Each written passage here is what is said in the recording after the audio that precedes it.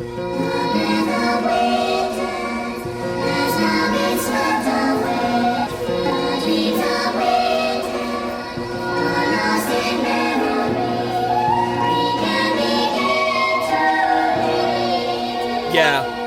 Apologetics is the high I'm on for the highest God. It's like a mix between a crack fiend's crack pipe and a firearm. I fire on to these liars like when the cypher's on and light them all on fire and pick their mind with some pliers, dog.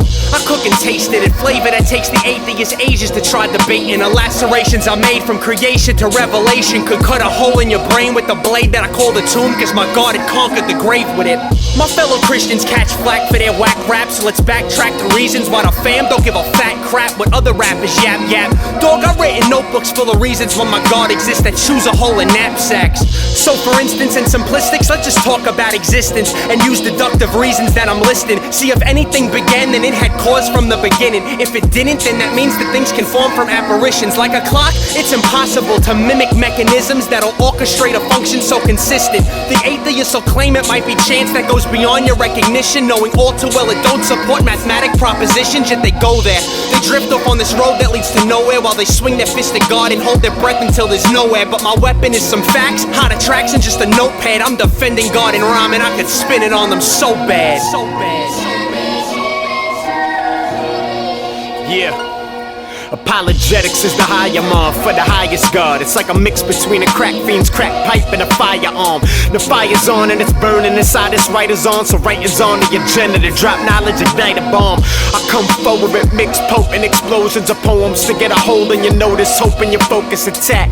You gon' need it to filter out intellectual weakness. We come correcting your speeches, what isn't fact.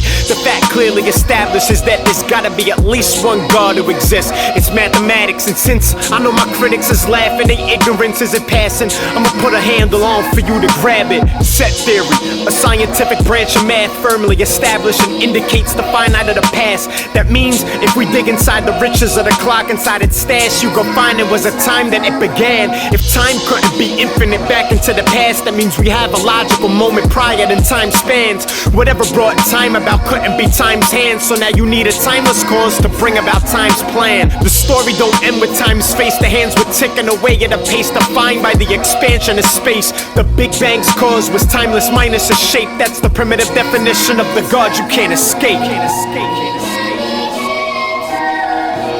Yeah. Apologetics is the high I'm on for the highest God. Like a mix between a crack fiend's crack pipe and a firearm. Heat from the gun, lighting the pipe to the fire chars with their mind is on as I write it on every heart with a lightning rod. One crack of his thunder, the sky'll form like a fireball, and the sky'll fall on the lies that their mind explores. I try to think about subjective law minus thought, cause thought's are subject to every premise when you minus God. I know it's nonsense, but I break it down simple for the sake of popping pimples using forms of modal logic. So for instance, the uncertainty principle, quantum physics states electrons are of particle and wave in opposition. You can treat them by the one, but the second's always different, so you never see the same form of premise or position. Now that's true, as you measure the momentum there's a difference, but you can't ignore the premise of the person and their vision. Thus I fight. The electron's always different, but our sight and how we view it is objective, thus the premises are light. I'm not saying they're the same, that's a fight I never fight. I'm just saying it's a fact that both are different and you're right, but it's fact and it's scientific genius that's intact. It's objective and it's true, I'm glad that science bridges gaps, but the fact that it's a fact shows subjectivism lacks in its consistency for randomness. The constant had to cross up on his back.